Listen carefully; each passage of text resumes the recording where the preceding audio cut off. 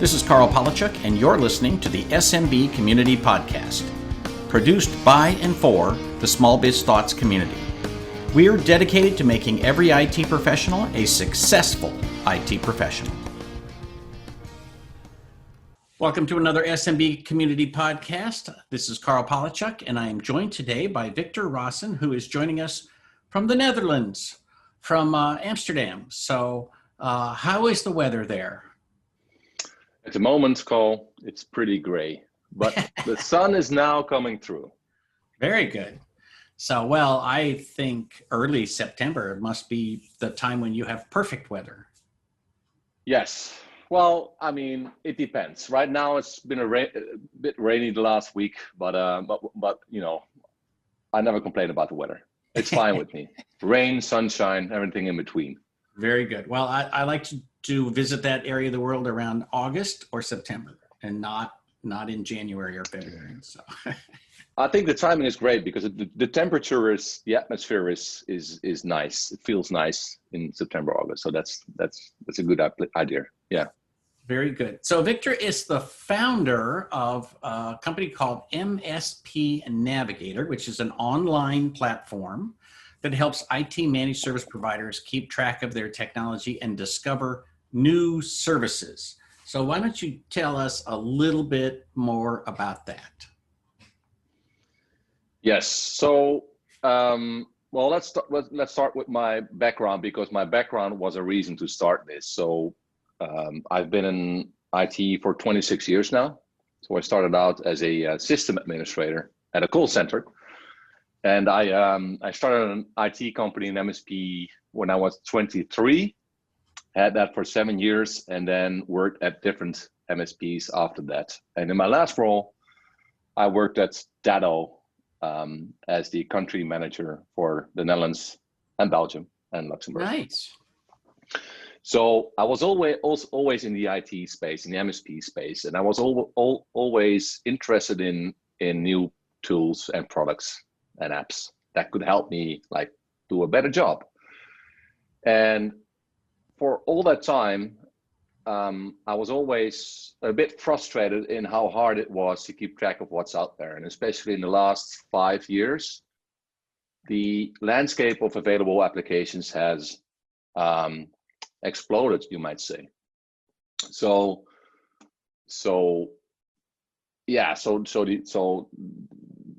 I thought, well, how can I fix that? Why isn't there something that just shows you, okay, across all these different segments and categories, these are the applications that are out there. So you can save a lot of time in finding them, and then take your pick and do deep dives from that end. So that's how it started.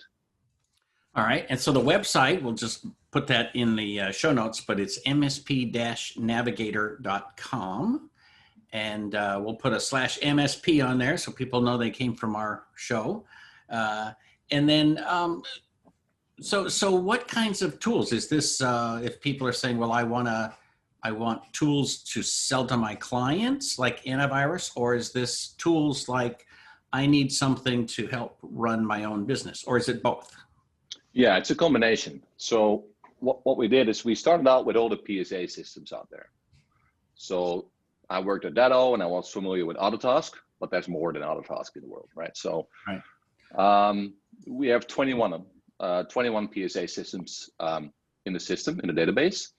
And then we looked at all the integrations with those PSA systems. So for all vendors, you can go on a website or go online and you can check what integrates with, I don't know, ConnectWise, Autotask, Duplicate. And what we did is we mapped out all that integrations, and we just organized that integrations into subcategories. And sometimes it's software you can use to automate processes internally, but sometimes it's endpoint security, which you can sell or you can package, and it can help you generate revenue. So is this geared for people who are just starting out, or people who are established and already have a tool set but are thinking, yeah, maybe I want to switch to something else? Yeah, it's a good question. I mean, there's two things that you hear a lot when you talk to MSPs, or you see them talk online, and it's how do I get customers, and what do you use for X? What products do you use? So it's a popular discussion.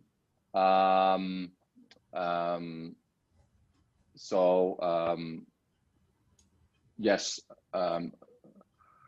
So I don't know if you're familiar with the, there used to be this Google group that you could join back in the early days of managed services.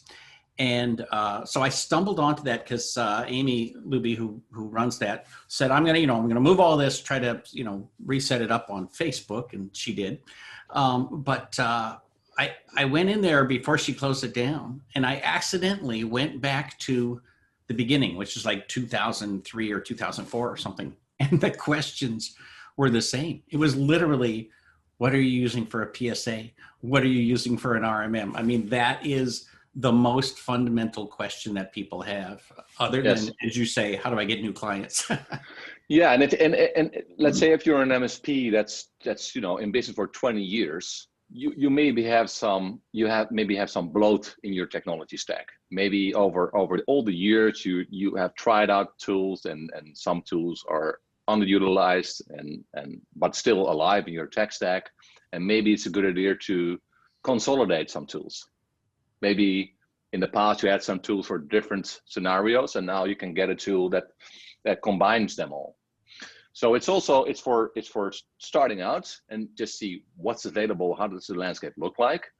And it's also like, if you're already in business, you can log in, you can tell, you get a personal dashboard, and you can fill in all the applications you are using today.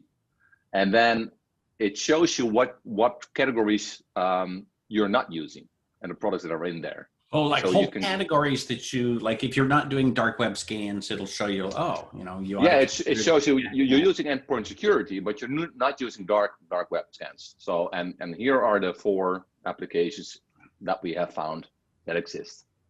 So how do you gather this information? Because it sounds like you have many applications, like 900 applications listed.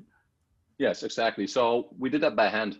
So we started out with the 21 PSA systems, and we basically mapped out all the integrations that were listed on the websites and we could find. And we also looked at who sponsored the events of all these, the big MSP So this events. Is like mapping the World Wide Web.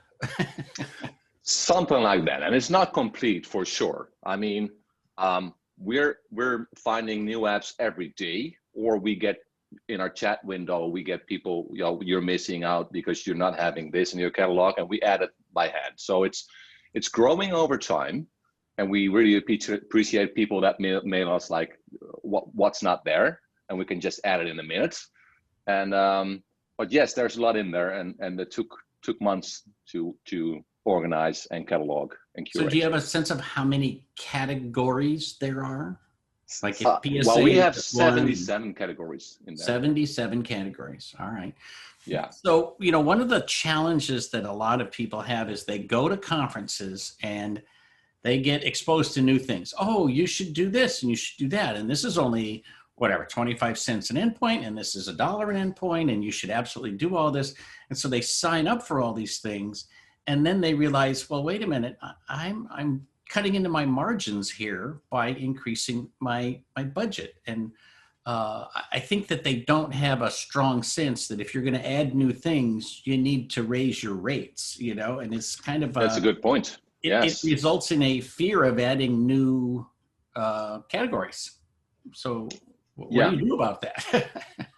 Well, I think it's, you make a plan, and I think it's good to reflect on what's the goal of me adding a new tool to the landscape. Is it consolidation? Is it going after an opportunity in the customer landscape? And when it's about consolidation, the effect should be the business outcome should be cost savings, and it's about going after an opportunity in the landscape. The goals should be increased revenue and margins. So I think it's always good to keep that top of mind, and not fall in the trap of trying out every new tool that's out there, and forgetting to manage the stack and manage your bottom line. All right, so let me ask the obvious, impolite question, which is, so how do you make money? Do you charge me to look through your tools? Do you charge vendors to be listed? Yes, the last thing. So vendors can upgrade their profile. They can log on, they can claim their page, and they can then manage their profile. And if they want, they can upgrade that and upload marketing resources, and they can enable buttons that lets visitors connect with them without a lot of friction. For example, so you sort of make it easier for them to join the reseller program or the whatever. Exactly, yeah, like booking in a meeting, asking for a quote, sending them a message, something that doesn't require them to fill out long forms and subscribe to mailing lists, but just quick connection. So if I sign up, I create my profile, and then basically I do that once, and then Yes, whether I'm looking for a power supply system or an antivirus or whatever, you can just send that information to the vendors that I pick. Exactly right. Yes. And what you can do is once you sign up, and if you have an account, you can save the products onto your own dashboard. So you let the MSPs or the IT service providers in at no charge? Yes. At the moment we are. So everybody gets a free account. And what we're experimenting with, because it's a new offering, it's a new website, we are still figuring things out, is having the MSP get a premium profile. And what we're now figuring out, okay, what do you get in exchange? So you get a company profile. You can add yourself as a service provider in the catalog. So for example, let's say you're a Salesforce reseller or integrator, and you add Salesforce to your dashboard. You can click a button and say, I'm a reseller of Salesforce and I'm an integrator of Salesforce. And at that moment, we enable your company profile on the website. And if you go to Salesforce, you will pop up as a reseller or integrator of that product. Very good. And so which categories have you found that people would not expect? Like I mean, to be honest, I would expect an RMM and a PSA and an antivirus and right, endpoint security. What things would I find there that I might not be expecting out of these 70 or 80 categories? Well, one of the things we are doing, and we've done over the last couple of weeks, is we've mapped the categories to the NIST cybersecurity framework. Okay. So security is very popular right now, and MSPs are concerned if they have any gaps in our stack. What we did is we took the framework and we took all security categories and we mapped them out. So we have like the identify, protect, detect, respond. And you can click that and you can see what products are in there are compatible with that part of the framework. And you can then check if you're compliant, yes or no. And when you're not, you can see the gaps and you can then explore, okay, what's out there that can close this gap for me. I see. I think So that would be unexpected. The NIST as the way to implement security, basically as I need a NIST, a standard operating procedure. They got one, I'll use that. So then you can literally map out what you need to do to be NIST compliant by looking through and picking the applications that'll help you get there. Yeah, well, basically, you have applications that will be compatible within this framework or parts of the framework, and we have just mapped them out to the parts. So, for example, endpoint securities, it helps you in the protect part of the framework. So any application that does that, we listed them on the website, and you can click on protect, and you can pick and choose, and then do a deep dive from there. But it just helps you. It helps you identify the gaps in your stack So from a perspective of the cybersecurity framework. have you analyzed when MSPs or IT service providers log in and put in, oh, these are the things I already have. Have you looked at how many applications or vendor relationships they have on average? Is it 10? Is it 50? Is it? No, it's more. It's north of I would say between 15 and 20. 15 or and 20. Some even more. Wow. So don't people get, I guess, a little overwhelmed with vendor fatigue, right? I would guess so. Too many yes. people dinging my credit card every month. I think so. Yes, and I think there's lots of opportunities to consolidate, but it will take time and work and desk research to get there. And I think that's where this helps.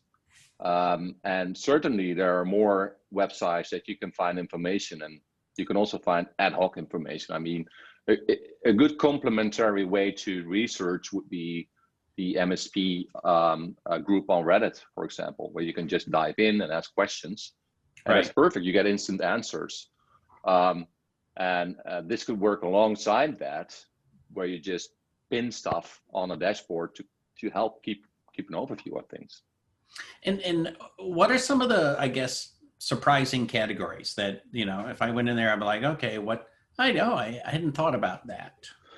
Well, something we've ordered them, like we have 77 categories, but they have 10 segments. And we have the categories are like subcategories of a segment. So for example, we have business process.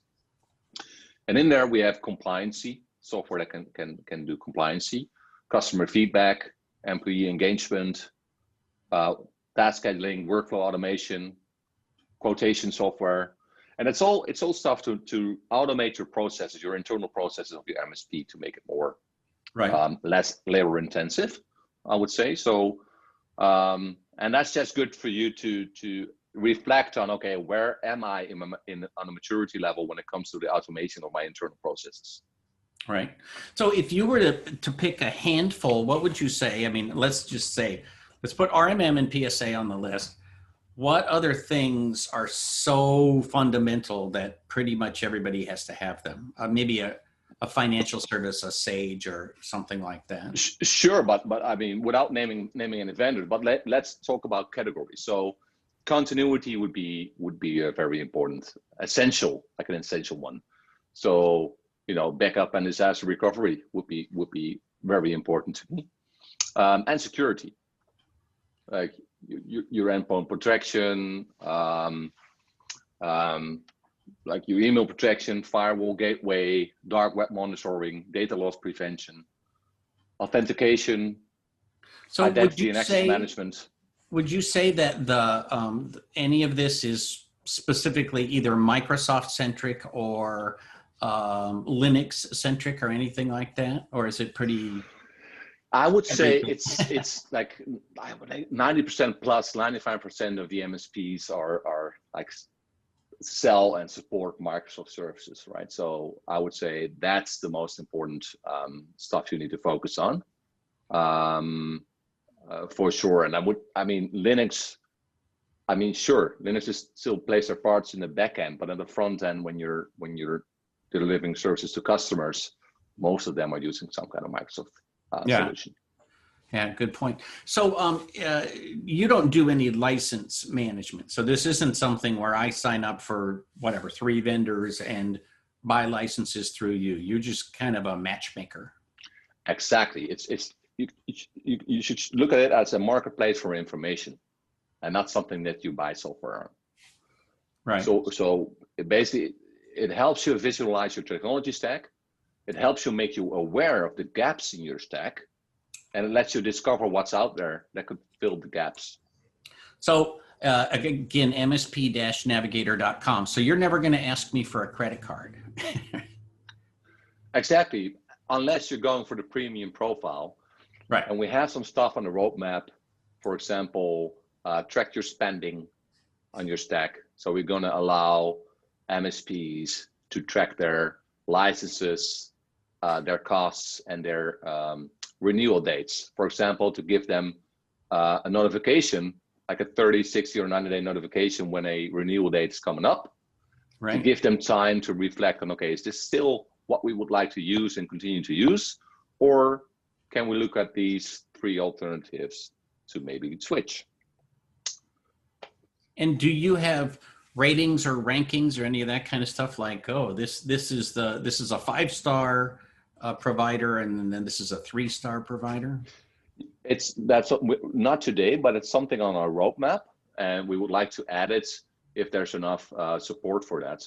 And I think, I mean, for sure. I mean, if you're looking for software, peer reviews is one of the most important things that would influence your decision.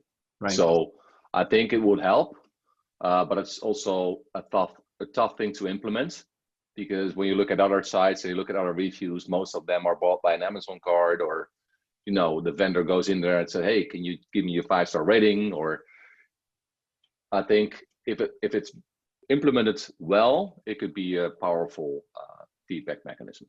So is this the kind of thing that I might send my service manager in there and say, we need a new tool for whatever, go evaluate which of these spam filters or whatever we should be partnering with? Is that the kind of thing that I might be able to do here?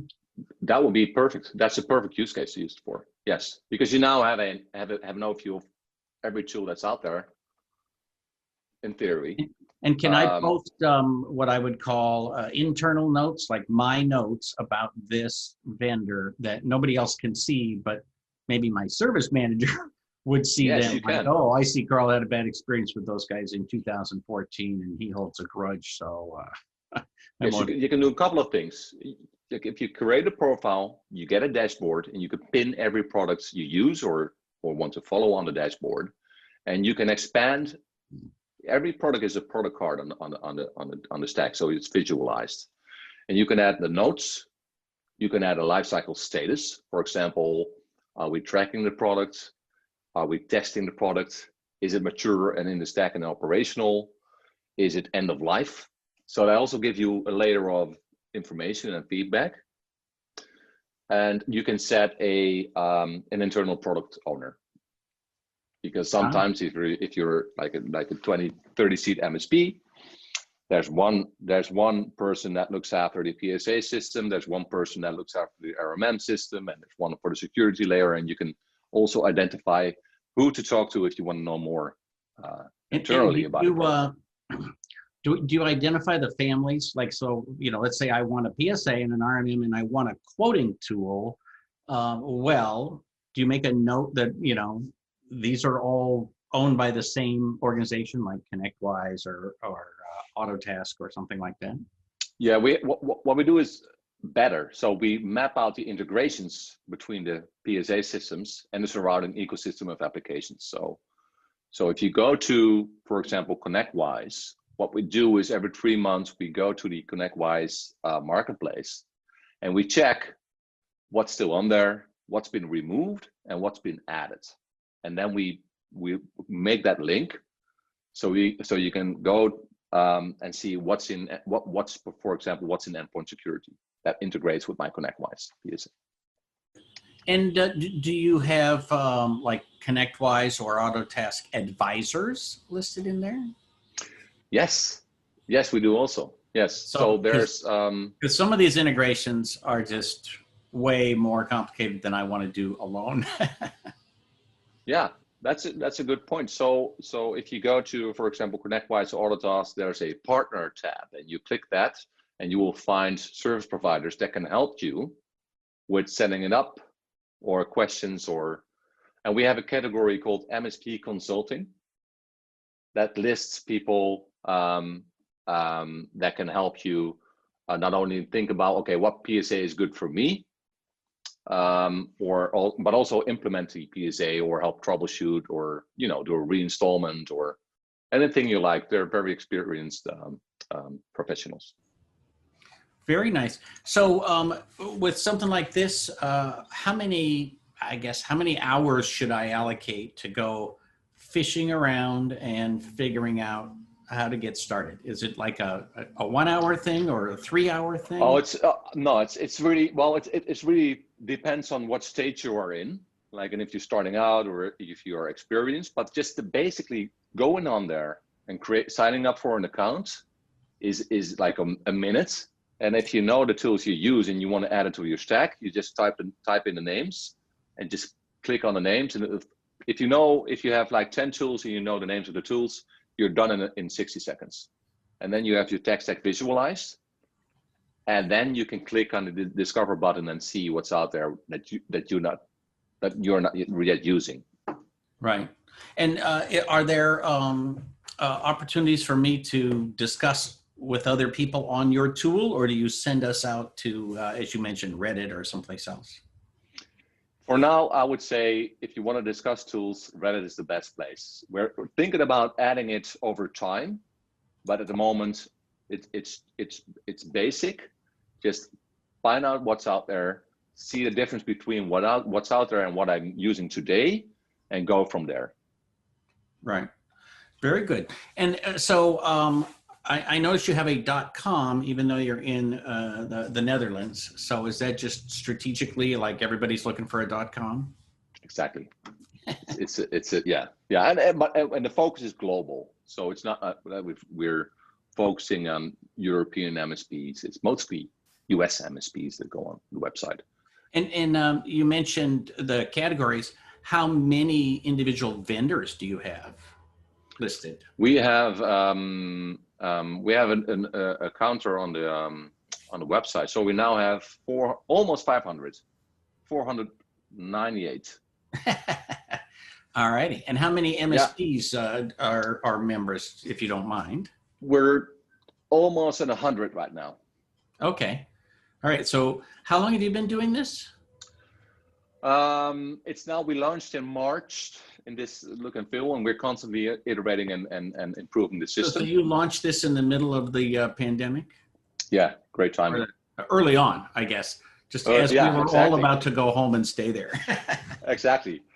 And it was the moment where MSPs were, all were scrambling on getting their customers working from home and making sure everything was working. Yeah.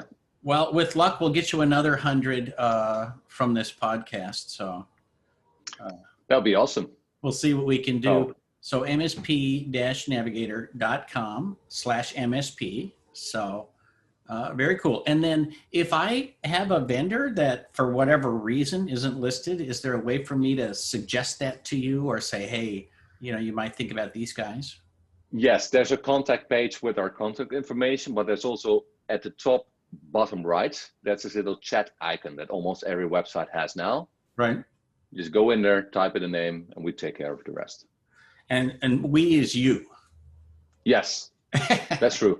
I just want to be clear about but that. Also, there are also developers that work with me that actually do the code, which is not right. Very good. All right. Well, that kind of wraps it up. We're out of time. Is there anything else you'd like to add before we move on? Oh, that's about it. I mean, thank you so much for having us on, and I appreciate it. Very good. All right. Thank you, Victor from MSPNavigator.com, and go check that out. It's actually kind of a cool website, so we hope to see you there. This is Carl with Victor, and this has been another SMB Community Podcast.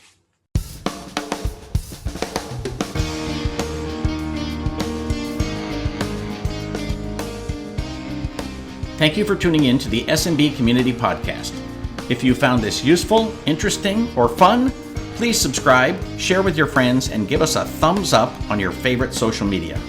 Please check out the show notes at smbcommunitypodcast.com and give us your feedback.